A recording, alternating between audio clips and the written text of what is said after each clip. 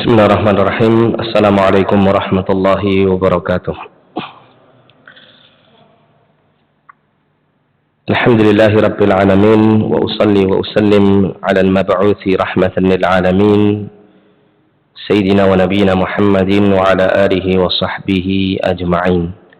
Qala ta'ala fi kitabihil karim, ya ayyuhalladzina amanu taqullaha haqqa tuqatih ولا تموتن إلا وأنتم مسلمون أما بعد معاشر المسلمين والmuslimat rahimani wa rahimakumullah.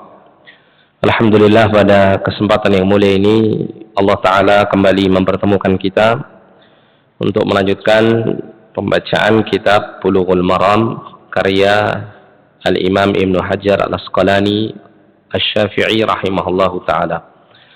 Kali ini kita sampai pada bab Sutratil Musalli, bab tentang sutrah orang sholat. Apa yang dimaksud dengan sutrah? Jadi sutrah itu seperti penghalang ya. Kalau secara bahasa sutrah itu maknanya segala sesuatu yang dapat menghalangi. Jadi sutrah itu adalah penghalang. Yang dimaksud dengan sutrah sebagai penghalang itu adalah sesuatu yang berdiri, yang diletakkan atau yang berada di depan orang yang sholat, entah itu bentuknya tongkat ya, atau batu, atau sesuatu dinding, atau benda-benda tertentu yang bisa ditegakkan di depan orang yang sedang sholat. Dengan tujuan untuk apa? Untuk mencegah orang lewat di depan orang yang sholat ya. Jadi sutrah itu diletakkan di depan orang yang sholat, sehingga siapapun yang lewat antara orang yang berdiri sholat ini dengan sutrah penghalang yang ada di depannya itu, maka dia dilarang untuk melewatinya. Orang yang jalan itu terlarang untuk melewati itu. Tapi kalau seseorang itu melewati di luar sutrah gitu ya, di depannya sebelah sini, maka tidak apa-apa ya, maka tidak mengapa. Jadi yang dilarang adalah antara orang yang berdiri sholat dengan sutrohnya, yaitu tempat sujudnya. Nah, ini agar supaya orang yang lewat itu mengetahui bahwa orang yang berdiri ini dalam keadaan sholat dan tidak diperbolehkan untuk melewati tempat sujudnya tersebut.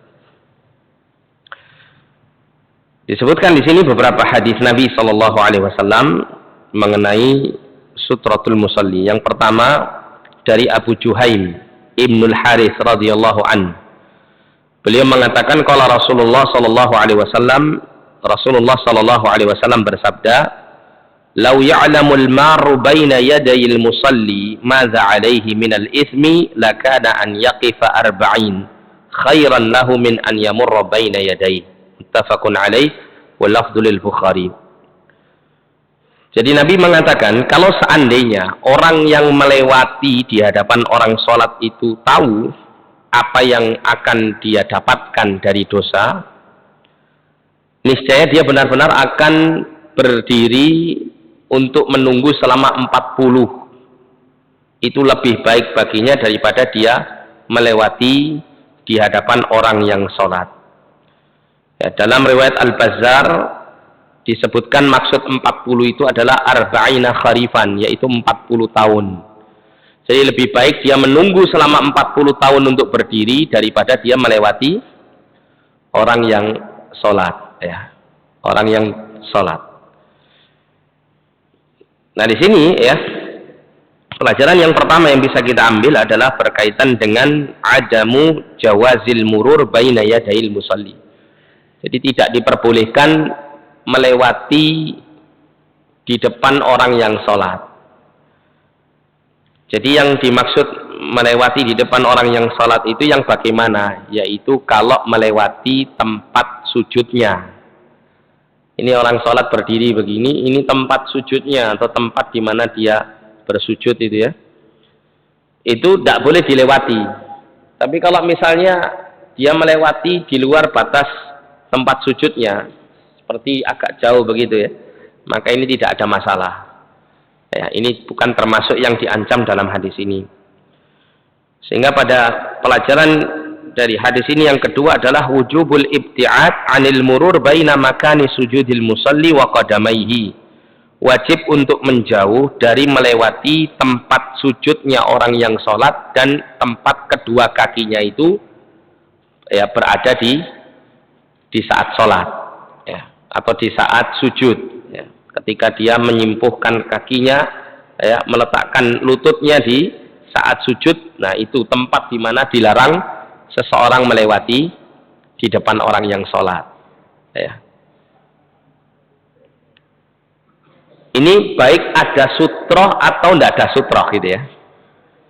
Cuman kalau ada sutroh itu orang itu akan lebih paham bahwa orang ini sedang sholat gitu. Dan batasnya sampai sejauh mana yang selayaknya tidak boleh dilewati, itu kalau ada sutroh itu lebih memudahkan orang yang lewat. Sehingga dianjurkan ya, atau disyariatkan dalam agama penggunaan sutroh ini.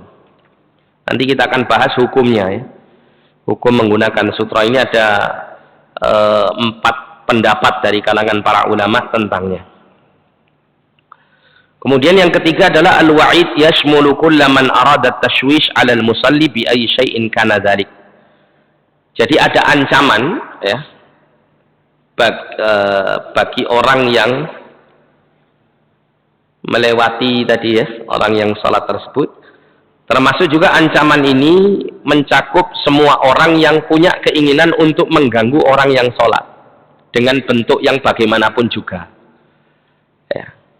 Jadi secara umum diharamkan seseorang itu mengganggu orang yang sholat, baik dengan suaranya, dengan gerakannya ya, atau dengan hal-hal yang lain yang dia lakukan memang dengan niat untuk mengganggu orang yang sholat, maka ini tidak diperbolehkan. Kemudian riwayat dari Aisyah radhiyallahu anha, beliau mengatakan su'ilan Nabi sallallahu alaihi wasallam fi ghazwati Tabuk an sutratil musalli. Nabi pernah ditanya di dalam perang Tabuk tentang penggunaan sutrah bagi orang yang salat, penghalang ya bagi orang yang salat. Maka Nabi mengatakan mithlu mu'khiratir rahli. Hadis ini dikeluarkan oleh Imam Muslim. Jadi tingginya itu seperti mu'khiratur rahli. Mu'khirah itu artinya sebuah kayu papan gitu ya, yang diletakkan di atas pelana gitu ya, pelana unta, yang itu biasanya digunakan untuk bersandar orang yang mengendarai unta. Istilahnya sendenane ngoten Pak. Ya, itu mu'khirah. Sedangkan ar-rahlu itu apa yang diletakkan di atas punggung unta, maksudnya adalah yaitu pelananya gitu ya, pelananya. Nah ini adalah berkenaan dengan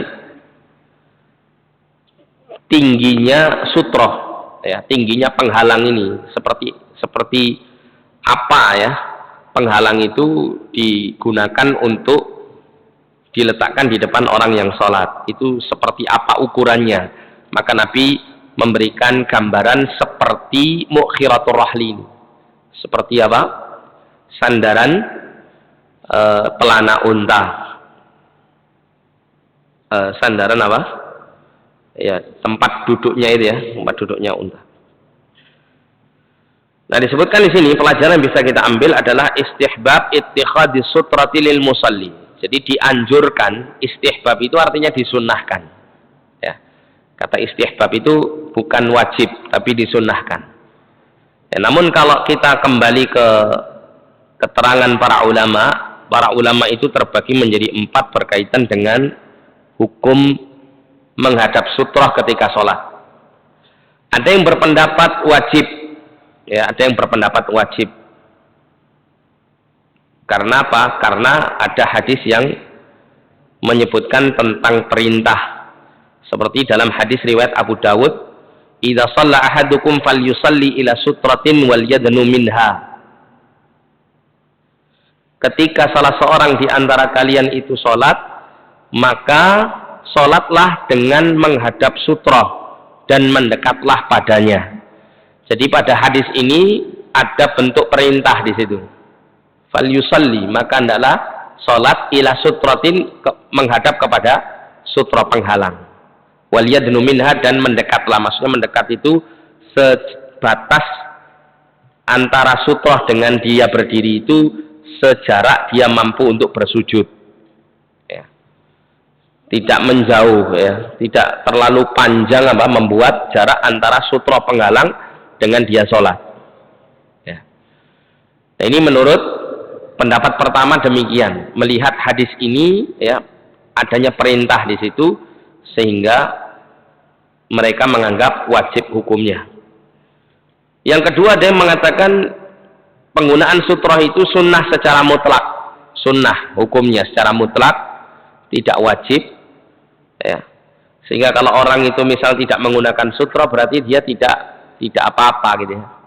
Kalau yang mewajibkan itu kalau dia misal tidak menggunakan sutroh penghalang atau tidak menghadap tembok atau semacamnya dalam sholat, maka ini bisa berdosa kalau yang berkeyakinan atas wajibnya. Tapi kalau sunnah tidak. Kemudian yang ketiga, disunnahkan jika dikhawatirkan ada yang lewat. Misalnya dia berada di tengah-tengah gitu, ya, di tengah-tengah tempat di mana orang itu sering berlalu lalang, di tengah-tengah masjid begitu. Sehingga dia, ya, menggunakan sutra supaya orang itu bisa tahu bahwa dirinya sedang sholat dan tidak bisa, ya, atau tidak diperbolehkan untuk dilalui di tempat di mana dia bersujud, ya. Sudah diberikan pembatas, penghalang untuk supaya orang itu mengerti tentang kondisi dirinya. Kemudian yang keempat, sunnah bagi imam dan munfarid, ya, imam dan munfarid disunnahkan untuk menggunakan sutra. Nah, ini adalah pendapat-pendapat para ulama. Kalau saya pribadi, wallahu alam, saya lebih cenderung pada pendapat yang mensunnahkannya, ya, tidak mewajibkannya. Kenapa? Karena ada satu riwayat yang diceritakan oleh Ibnu Abbas, ya, bahwa Rasulullah dan para sahabat itu pernah, ya, melakukan sholat di tanah lapang tanpa menghadap kepada sutra. Hadis ini riwayat Ahmad, ya. Ibnu Abbas mengatakan anna Rasulullah sallallahu alaihi wasallam shalla fi fadha'in laisa baina yadayhi syai'un. Rasulullah sallallahu alaihi wasallam pernah salat di lapangan terbuka sedangkan di hadapan beliau tidak terdapat apa-apa, tidak ada yang menghalangi. Ini menunjukkan bahwa sunnah hukumnya menggunakan sutra. Karena kalau seandainya wajib maka Rasul tidak akan meninggalkannya, ya, Rasul akan tetap menggunakan sutra meskipun, ya, salat di tanah lapang. Kemudian yang kedua, ya, juzul iktifa bimithli mukhiratir rahli. Boleh, ya, mencukupkan penggunaan sutroh atau penghalang ini sesuatu yang tingginya seperti tinggi sandaran pelana unta. Wahia qadru sulusai zira'. Ya, kadarnya itu sekitar 2/3 dari lengan tangan kita, 2/3-nya, ya, 2/3 dari lengan. Lengan itu mulai mana saya mana, Pak? Lengan itu mulai mana? Sini, sampai sini. Itu lengan, ya. Ya, ini lengan ini, ya. Ini lengan. 2/3 lengan, ya, mungkin sekian lah, ya. Mungkin dari sini sekian gitu, ya.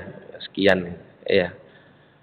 Nah, itu bisa digunakan untuk menjadi penghalang, ya, menjadi penghalang. Kalau misal ada kayu atau semacamnya gitu, ya, diletakkan di depan, itu sunnah hukumnya, ya, sunnah hukum. Kemudian al-hikmatu fi ittikhadhi sudra anna tumna'ul basar amma wara'aha wa tahjazil mar. Jadi hikmah menggunakan sutra itu bagi orang yang sholat itu bisa mengusahakan agar pandangan matanya itu tidak melampaui pembatas tersebut. Ya, apalagi kalau pembatasnya tinggi gitu, ya, nggak memungkinkan dia untuk melihat sesuatu di balik pembatas itu.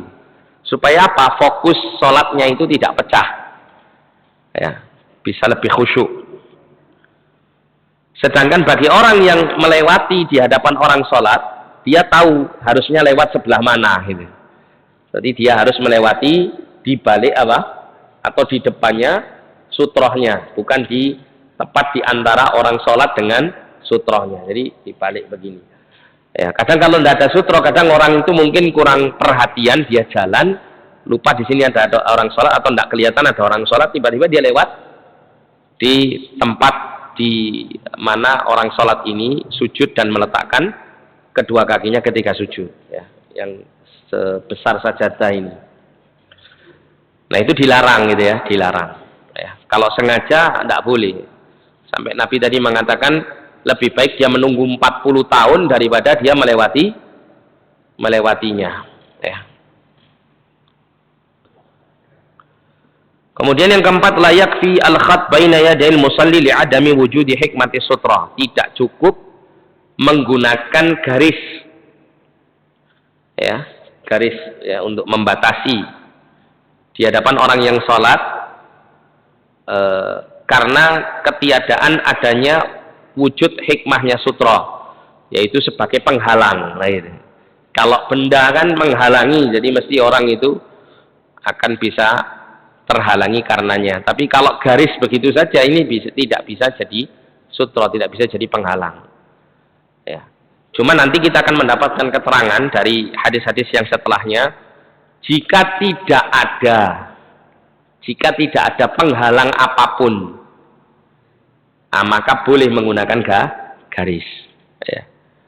Tapi kalau misalnya dari awal kita misalnya sholat masbuk di belakang gitu ya, kemudian orang yang kita jadikan sutra di depan itu orangnya pergi, ya sudah kita pakai garisnya ini, ya, garisnya sajadah ini, karpet ini ya, itu sebagai batas. Artinya kalau ada orang lewat di depan Anda, maka Anda bisa cegah, ya, Anda bisa mencegah orang itu untuk melewatinya. Ini nanti ada keterangan tentang hal itu. Kemudian istihbabud dunu minas sutra, ya, dianjurkan untuk mendekat kepada sutra, maknanya adalah tidak menjauh. Supaya apa? Supaya jarak antara dia dengan sutra itu hanya sejarak dia sujud, gitu ya.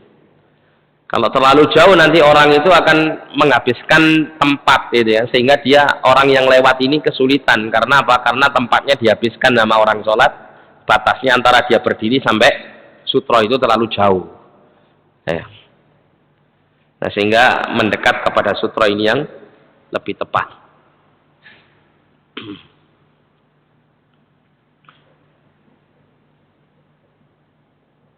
Nah, kemudian ya, hadis yang berikutnya disebutkan di sini dari Sabrah, ya, dari Sabrah bin Ma'bad al-Juhani radhiyallahu anhu, beliau mengatakan qala Rasulullah sallallahu alaihi wasallam, Rasulullah sallallahu alaihi wasallam bersabda, liyastatir ahadukum fis salati walau bisahmin. Ya. Hendaklah salah seorang di antara kalian itu menggunakan sutrah di dalam salat meskipun dengan menggunakan anak panah. Ya, kita tahu anak panah itu kan tipis nih. Nah, tipis. Tapi dia bisa ditegakkan, dia diberdirikan. Kalau memang tidak ada sesuatu yang lebih tebal daripada anak panah itu, maka anak panah itu bisa digunakan untuk sutra. Tidak ada apa-apa Ustaz, cuman lidi saja, tapi bisa diberdirikan. Ya Pak, tidak apa-apa pakai lidi. Gitu. Ya. Yang penting ada sutrahnya. Tapi sekali lagi ini disunnahkan ya, tidak diwajibkan. Dikatakan di sini as-sutratu la taqsuru ala mithli mu'khiratir rahli bal tajuzu minal asya' ma huwa adaqu minha. Ya. Sutrah itu ya jangan lebih pendek dari mu'khiratur rahli, jangan lebih pendek daripada apa? Sandaran pelana unta tadi, sekian gitu ya, jangan lebih pendek dari itu. Tapi boleh untuk apa? Menggunakan sesuatu yang lebih tipis, lebih kurus gitu ya bentuknya daripada papan yang digunakan untuk menyandar di atas pelana unta. Jadi sesuatu yang kecil seperti tongkat kecilnya itu boleh. Tapi sebisa mungkin untuk tidak pendek gitu ya, tidak pendek tapi agak tinggi gitu, 2/3 lengan. Kemudian yang kedua istihbab ja'al sutra yumnatan au yusratan lil musalli. Dianjurkan juga ya menjadikan sutrah itu ada di kanan atau kiri bagi orang yang sholat. Jadi tidak hanya tepat di depan, tapi mungkin juga bisa diletakkan di kanan dan kiri. Ya, diletakkan di kanan dan kiri. Untuk apa? Untuk benar-benar mencegah orang supaya tidak lewat ketika sholat. Ya. Itu kalau memungkinkan. Nggih, kalau memungkinkan gitu ya. Oh ya, itu seberapa itu Pak ya? Setengah. Ya kurang lebih lah, boleh seperti itu, segitu. Ya 2/3 atau kurang dikit enggak. Itu bisa dipakai sutra. Kalau lebih pendek ini yang enggak bisa. Ya. Tapi kalau seandainya enggak ada yang lain kecuali yang lebih pendek daripada itu boleh. Ya boleh. Nah yang lebih afdal kalau misal orang itu supaya tidak terganggu, sholatnya supaya tidak dilewat-lewati orang. Nah itu ada 3. Dengan taruh 1 di depan, samping kanan di 1 sini, samping kiri 1. Nah itu supaya tidak seliwer-seliwer orang lewat gitu ya, supaya tahu orang itu oh ini orang sholat, tidak boleh dilewati namanya. Kalau memungkinkan demikian. Kemudian la ya'dilu ila sahmi illa idza lam yujad sutratan atau sutratun aghlat minhu. Jadi kalau bisa tidak menggunakan tidak menggunakan anak panah kecuali jika tidak ditemukan sutroh yang lebih tebal daripada itu. Kalau memang tidak ada yang lebih tebal, adanya yang bisa menghalangi itu sesuatu yang tipis tapi bisa berdiri gitu ya, bisa menghalangi dengan tinggi yang kurang lebih 2/3 lengan tadi, maka ini tidak mengapa. Tapi kalau ada yang lebih baik daripada itu, maka ya selayaknya untuk mengganti atau memilih yang lebih baik, yang lebih kuat, yang lebih tebal gitu ya, supaya tidak gampang jatuh. Apalagi kalau sholatnya di luar ruangan kena angin kan mudah jatuh.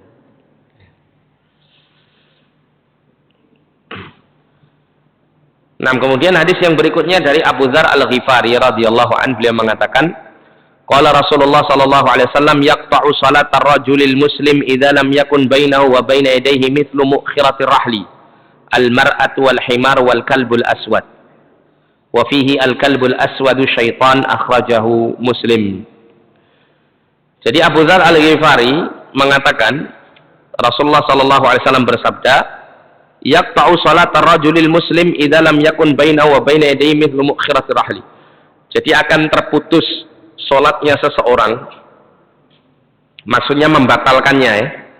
Membatalkannya jika di hadapannya tidak ada sesuatu yang setinggi semisal mu'khiratur rahli tadi, semisal sandaran di atas pelana unta. Kalau tidak ada seperti itu, tidak ada sutroh ya, kemudian ada orang wanita, almar'atu, orang wanita dewasa ya, wanita yang sudah apa namanya, sudah haid gitu ya, itu melewati tempat antara dia dengan tempat sujudnya, ada wanita langsung lewat di depannya begitu, atau misalnya lewat seekor keledai di depan tempat dia sujud, atau anjing yang berwarna hitam, maka akan membatalkan sholatnya,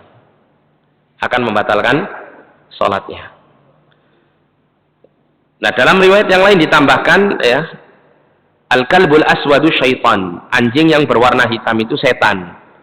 Kalau dalam riwayat yang lain dikatakan bahwa maksudnya anjing yang berwarna anjing yang berwarna hitam itu adalah syaitan. Ya maksudnya anjing yang berwarna hitam itu syaitan itu apa? Ya bisa jadi dia mungkin setan itu bisa menjelma menjadi anjing yang warna hitam, atau anjing yang berwarna hitam itu disukai syaitan. Ya bisa jadi maknanya demikian sebagaimana yang diterangkan oleh para al-ulama.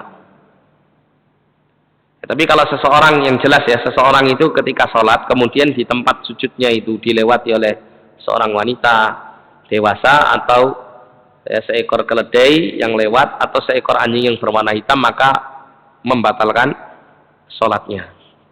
Wajib dia mengulangi ya. Membatalkan sholat bukan membatalkan bersucinya ya. Wajib dia mengulangi mulai dari takbiratul ihram lagi. Kemudian dari Abu Sa'id Al-Khudri radhiyallahu anhu, beliau mengatakan, qala Rasulullah sallallahu alaihi wasallam, Rasulullah sallallahu alaihi wasallam bersabda,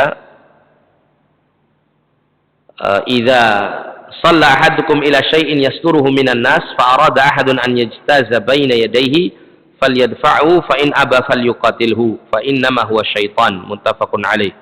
Wa fi riwayatin fa inna ma'ahu al-qarin. Jadi hadis yang berikutnya Rasulullah mengatakan, ketika salah seorang di antara kalian sholat menghadap sesuatu yang menghalanginya, menghadap sutra, kemudian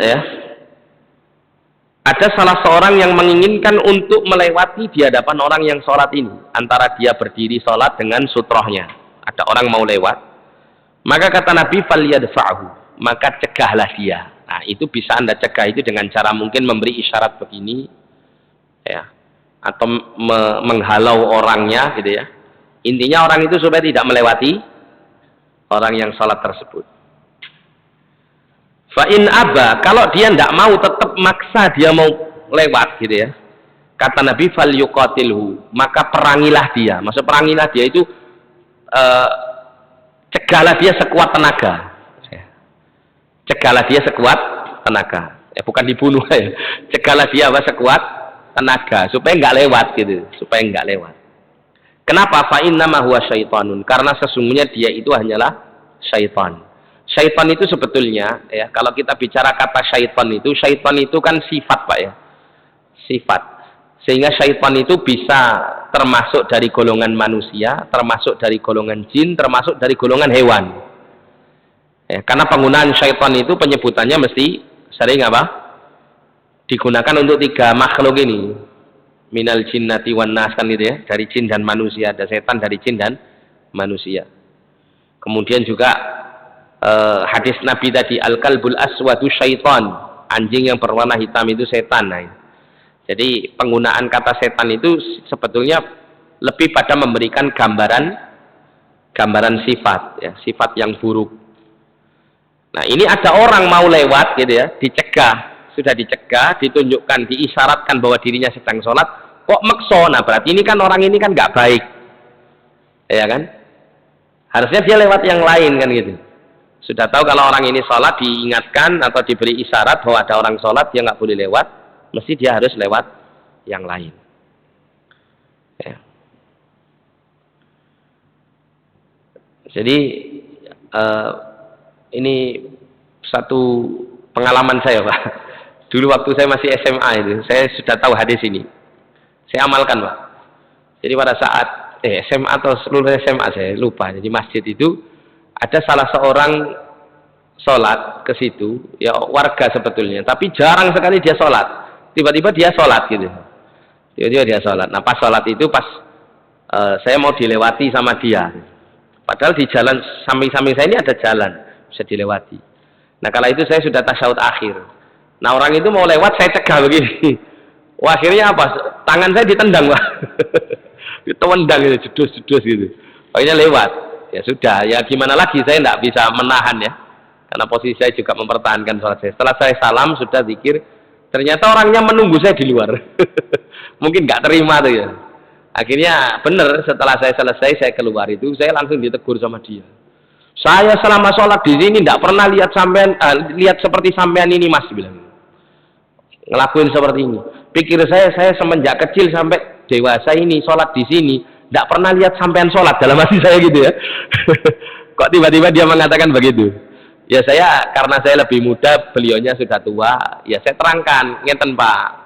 Jadi kalau kita ini sedang dalam keadaan sholat, sedangkan di depan kita ini ada sesuatu yang menghalangi, terus ada orang lewat di tempat di mana kita ini, antara kita dengan penghalang itu, maka kata Nabi disuruh mencegah, menahan, supaya jangan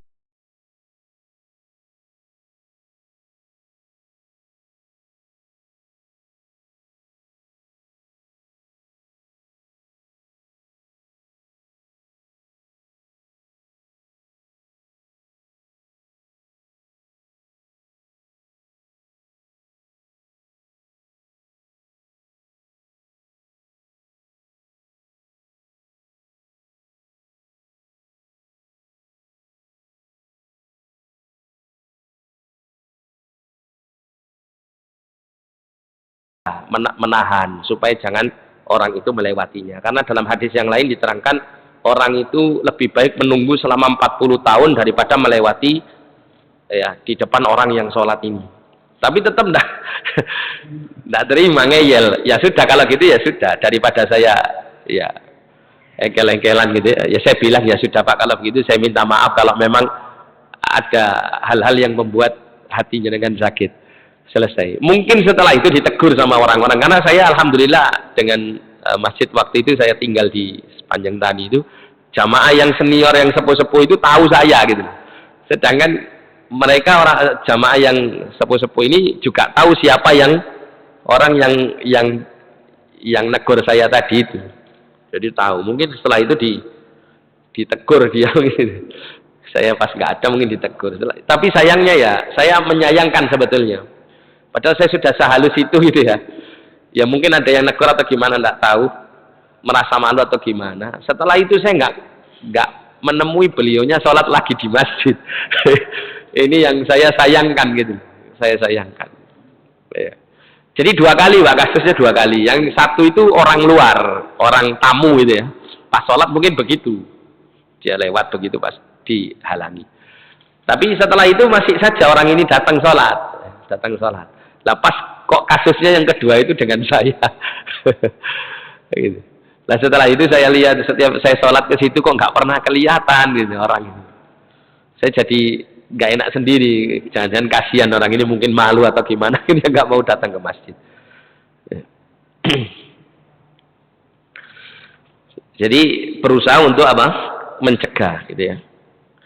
Dalam riwayat yang lain disebutkan fa inna ma'ahul qarin, karena sesungguhnya bersama orang itu ada qarin, ada setan yang menyertainya. Ya bagaimana ndak ada setan, wong sudah jelas apa? Ditahan gitu ya, atau dicegah atau diberi isyarat bahwa dia dalam keadaan sholat tidak boleh lewat di hadapannya, tetap saja maksom lewat. Itu kan menunjukkan kalau bisa jadi dia ini apa bisiki setan kan itu, seliwatoy gitu. Iya, padahal masih banyak jalan yang lain, kecuali kalau memang ya darurat nggak ada jalan yang lain Pak. Misalnya nun sewu, misalnya ada orang yang perutnya sakit, ya, kondisinya darurat harus segera ke kamar mandi, ke toilet, terus nggak ada jalan yang lain kecuali melewati orang yang sholat di belakangnya. Nah ini mungkin masih dibenarkan. Tapi kalau nggak ada apa-apa, ya, melenggang begitu saja, ditahan terus kok malah ya istilahnya ditampel atau di apa gitu. Nah ini kan menunjukkan ya tentu ada setan yang membisiki kan itu.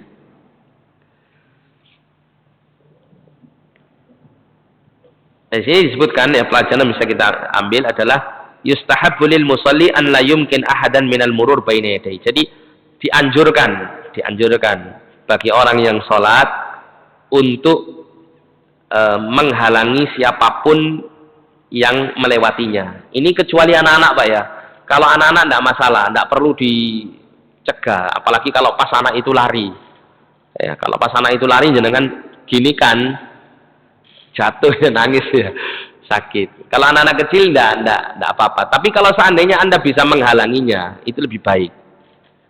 Tapi kalau seandainya Anda tidak menghalanginya, maka tidak ada masalah. Kalau anak-anak ini tidak apa namanya membatalkan sholat. Ya, apalagi anak-anak ini kan yang yang belum mumayyiz, terutama yang belum bisa membedakan ini boleh nggak boleh, baik apa salah itu sulit. Kalau misalnya dengan cegah misalnya, mungkin selesai, nanti balik lagi dia akan lewat lagi gitu. Tapi kalau anaknya agak besar meskipun belum balik gitu ya, tapi sudah ngerti ini nggak boleh gitu, ditahan begini, dikasih isyarat begini, mungkin dia akan tahu maksudnya, dia akan pergi untuk cari jalan yang lain.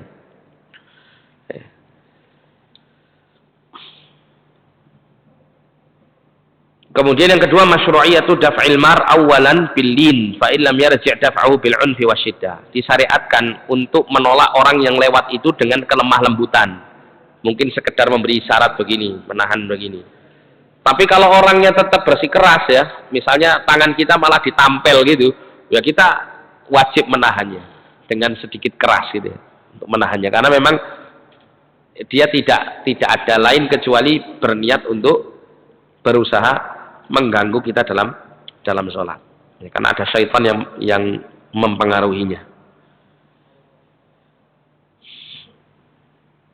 Kemudian yang ketiga, jawazu itlaqi lafdzi syaitan 'ala al-insan alladhi yuridu ifsad salatil musalli.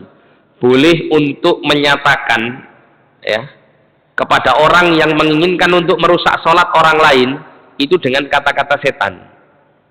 Misalnya ada orang ganggu kita salat gitu ya. Kita kata, "Oh, ini orang ini setan ini," itu boleh. Boleh. Kenapa? Karena Nabi sendiri mengatakan fa inna ma huwa syaitan. Ya, karena dia itu setan hakikatnya. Ya, sekali lagi setan ini di sini tentu adalah berkaitan dengan sifat buruknya.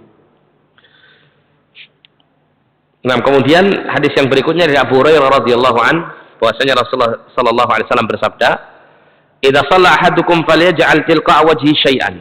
Apabila salah seorang di antara kalian salat, maka hendaklah dia menjadikan apa yang ada di hadapannya itu sesuatu, yaitu sutroh tadi. Fa illam yajid falyamsib 'asa. Kalau tidak dia dapati sesuatu yang bisa ditegakkan di depan dia salat, maka hendaklah dia menegakkan tongkatnya. Jadi kalau punya tongkat, ditegakkan tongkatnya. Fa illam yakun fal yakhutta khattan. Kalau tidak ada sesuatu apapun, maka dia buat garis. Ini kalau misal salatnya di luar masjid gitu ya, baik buat garis. Tapi kalau seandainya salatnya pakai sajadah, maka garis ujung sajadah itulah sutrohnya dia. Ya, kalau memang tidak ada sesuatu yang menjadikan ya, penghalang di hadapan orang itu ketika sholat, ya, tidak ada sutroh, maka sajadah itu batas sujud yang paling akhir ini, yang paling pojok ini, itu adalah batas sutrohnya. Artinya kalau ada orang lewat di tengah-tengah sajadah ini atau masih dalam lingkup daerah sajadah ini, maka Anda harus mencegahnya, ya, atau sangat dianjurkan untuk mencegahnya. Tapi kalau dilewati di depan sini, tidak perlu dicegah, Pak. Tidak perlu dicegah karena dia posisi sudah di luar batas sujudnya. Tsumma la yadurruhu man marra baina yadayhi. Kemudian tidak membahayakan baginya orang yang melewati di depannya, di depan pembatas itu. Jadi maksudnya di luar sini. Ya. Atau misalnya kalau ini, Pak, ya, karpet ini, nah ini yang di ininya di apa? Lantainya ini ya, di lantainya itu kalau ada orang lewat begitu, kalau memang tidak ada lagi penghalang pembatas ya, maka tidak membahayakan sholatnya, maksudnya tidak merusak atau mengganggu sholatnya. Kemudian ya disebutkan di sini takfis sutrah bi ayyi syai'in barizin amamal musalli. Jadi sutrah itu cukup dengan sesuatu yang bisa ditegakkan di hadapan orang yang sholat. Wa annahu la yusaru ilal khatti illa idza lam yujad syai'un akhar hadza ala fardhi thubutihi. Bahwasanya ya tidak digunakan garis, tidak dibuat garis kecuali jika tidak didapati sesuatu pun yang lain yang bisa ditegakkan di depan orang sholat. Kemudian yang kedua, al-imamu sutratun liman khalfahu. Nah, imam ya, imam sholat itu sutroh bagi orang yang di belakangnya, maksudnya makmumnya.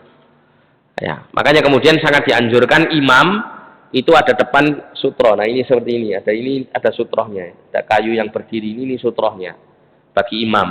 Lah makmum sutrohnya ngikut imam. Ya.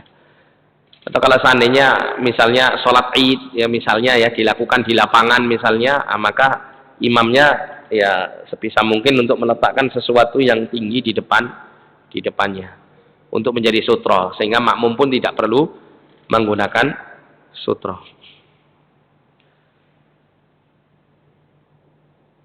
Kemudian ya, hadis yang terakhir untuk bab ini dari Abu Sa'id Al-Khudri, beliau mengatakan qala Rasulullah sallallahu alaihi wasallam la yaqta'us salata syai'un wadra'u mastata'tum.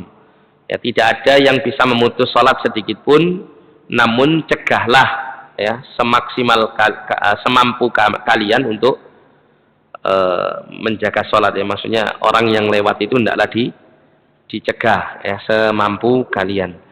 Ya, hadisnya sanadnya dhaif ya, ada kelemahan. Yang lebih tepat adalah bisa membatalkan sholat atau memotong sholat, membatalkan sholat jika tempat sujudnya itu dilewati oleh 3 hal tadi. Seorang wanita yang dewasa, kemudian keledai, kemudian anjing yang berwarna hitam. Jadi wallahu a'lam, mungkin hikmahnya kenapa kok wanita, bisa jadi karena ya bagi laki-laki ya terutama itu sangat mempengaruhi betul kekhusyuannya gitu ya. Sehingga kalau dilewati wanita dalam sholat ini akan menyulitkan dia untuk khusyuk. Ya, sehingga lebih baik untuk dibatal. Tapi wallahu a'lam, yang jelas Nabi memerintahkan demikian. Kalau ada seorang wanita dewasa melewati tempat sujudnya seseorang, maka akan menjadi batal sholatnya. Mungkin ada pertanyaan Pak sebelum ditutup. Isya jam berapa nih? Kurang 9 menit. Oke. Barangkali ada pertanyaan. Iya Pak, silakan. Iya bisa Pak, insya Allah bisa digunakan untuk sutro itu. Oke. Kurang lebih segitu. Sebetulnya agak tinggi sedikit, tapi segitu sudah mencukupi. Oke.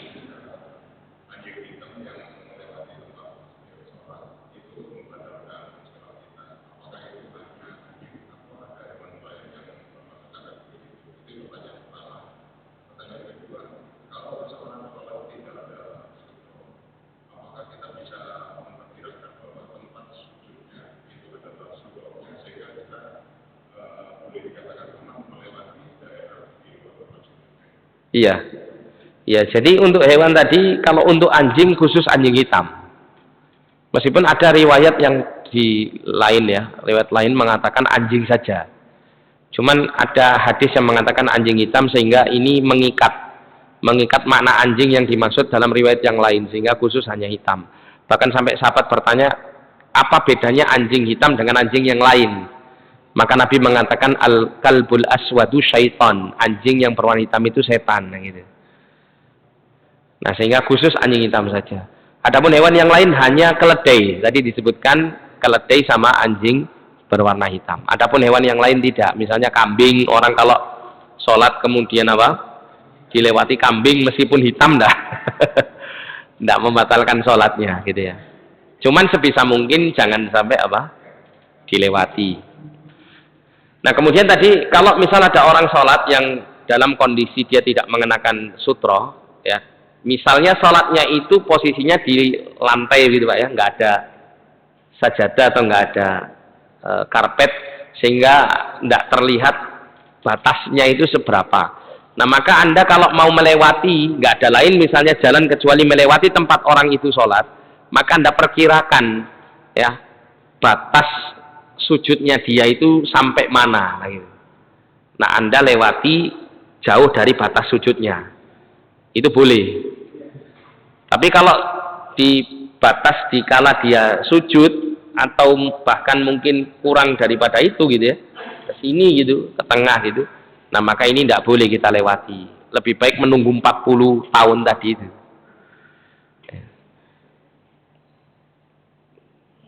Kalau seandainya ada jalan yang lain misalnya nggak melewati depannya, itu lebih baik gitu. Tapi kalau seandainya tidak ada jalan, maka boleh melewatinya asal jauh dari batas dia sujud ya, batas dia sujud bisa diperkirakan ya.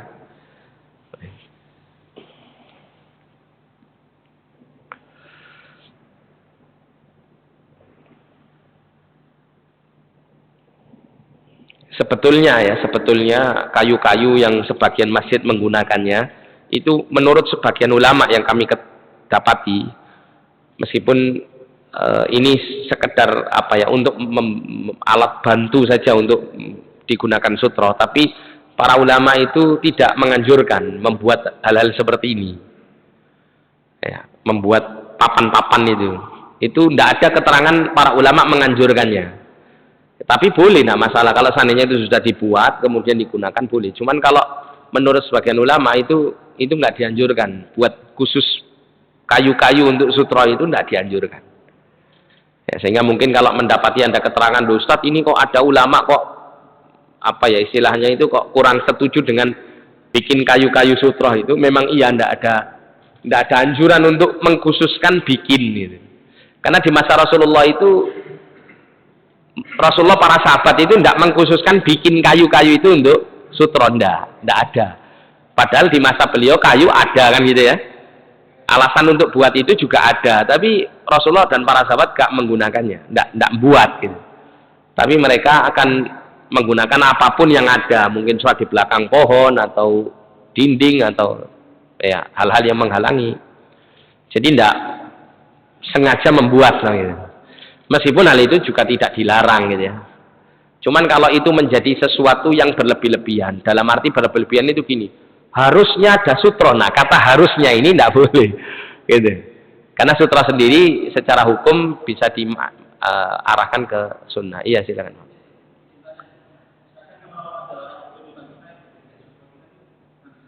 Ada orang duduk di depan kita ya, kita jadikan sutra boleh. Kita misalnya agak jauh mendekat dikit gitu, untuk supaya jarak antara kita sujud dengan orang yang duduk itu tidak terlalu jauh. Nah, itu boleh. Atau kalau di sini kan misal kita sholatnya masbuk ya, di belakang orang yang sudah selesai. Nah, orang yang di depan kita ini jadi sutrohnya. Jadi kalau seandainya ada orang lewat, ngelewati kita ini, antara kita dengan orang yang duduk ini, kita cegah. Tapi kalau dibalik, ya di depan orang yang duduk, orang lewat itu kita nggak perlu mencegahnya. Itu boleh dilewati. Nah, gitu. Karena sutra nggak terbatas ya, bisa menggunakan apapun. Nih, Pak.